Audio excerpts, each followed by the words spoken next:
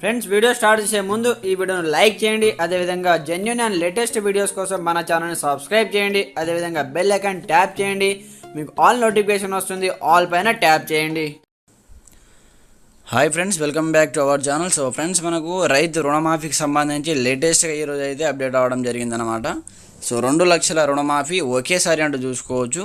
Cut off తేదీ కూడా ఇవ్వడం జరిగింది. 2018 డిసెంబర్ 12 నుంచి 2023 డిసెంబర్ 9 వరకు మొత్తం రుణమాఫీ 31,000 కోట్లు అంటూ కూడా చూసుకోవచ్చు. అయితే సీఎం రేవంత్ రెడ్డి ప్రకటన, క్యాబినెట్ నిర్ణయాలు వెల్లడి, విధి విధానాలపై త్వరలోనే జీవో, రైతు భరోసాపై డిప్యూటీ సీఎం భట్టి అధ్యక్షతన క్యాబినెట్ సబ్ కమిటీ, జూలై 15 కల్లా కమిటీ నివేదిక ఇస్తుంది. దానిపై అసెంబ్లీలో చర్చించి నిర్ణయం తీసుకుంటాం.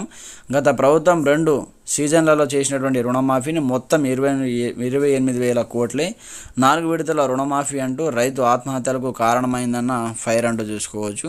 అయితే రైతులకు 2 లక్షల రుణమాఫీని ఒకే విడతలో చేస్తామని రేవంత్ రెడ్డి ప్రకటించారు.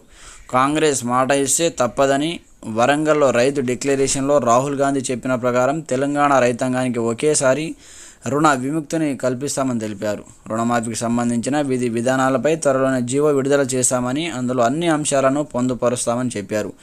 సెక్రటరియట్లో సీఎం రేవంత్ రెడ్డి అధ్యక్షతన క్యాబినెట్ మీటింగ్ జరిగింది. ఇందులో రుణమాఫీ, రైతు భరోసాపై కంప్లీట్గా ప్రచారంగా చర్చించారు. మీటింగ్ అనంతరం మంత్రివర్గ నిర్ణయాలను మీడియాకు రేవంత్ రెడ్డి వెల్లడించారు. వ్యవసాయాన్ని పండుగ చేయాలన్నదే కాంగ్రెస్ విధానమని ఆయన చెప్పారు.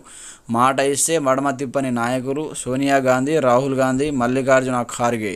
సోనియా మాట ఇస్తే అది శిలాశాసనం. ఇచ్చిన మాట ప్రకారం 2 లక్షల రుణమాఫీ చేయాలని క్యాబినెట్ నిర్ణయించిందంటూ కూడా చూసుకోవచ్చు.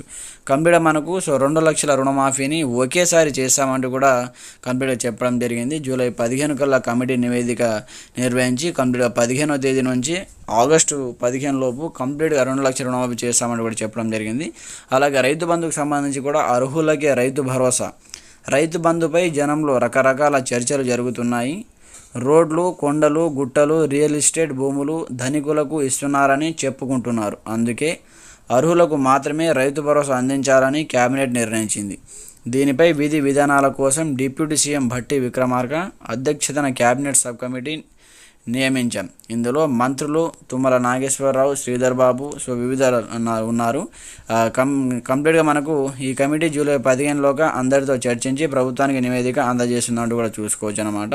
అయితే ప్రభుత్వ ఉద్యోగులకు వాళ్ళకైతే కంప్లీట్గా రైతు బంధు కట్ చేస్తామని చెప్పడం జరిగింది. 5 ఎకరాల వరకే రైతు బంధు ఇస్తామని కూడా చెప్పడం జరిగింది అనమాట. ఈ రైతు భరోసా కార్యక్రమాన్ని కూడా మనకు వచ్చే నెల కంప్లీట్గా వీలైనంత త్వరగా అమలు చేస్తామని కూడా చెప్పడం జరిగింది. కంప్లీట్గా మనకు రైతు రుణమాఫీకి సంబంధించి లేటెస్ట్ ఇన్ఫర్మేషన్ అనమాట. ఒకేసారి 2 లక్షల రుణమాఫీ చేస్తామని కూడా చెప్పడం జరిగింది. ఫ్రెండ్స్, మనకు కట్ ఆఫ్ తేదీ కూడా ఇచ్చారు. 2018 నుంచి డిసెంబర్ 9, 2023 ఆయన ప్రమాణ స్వీకారం చేసిన వరకు అన్నమాట.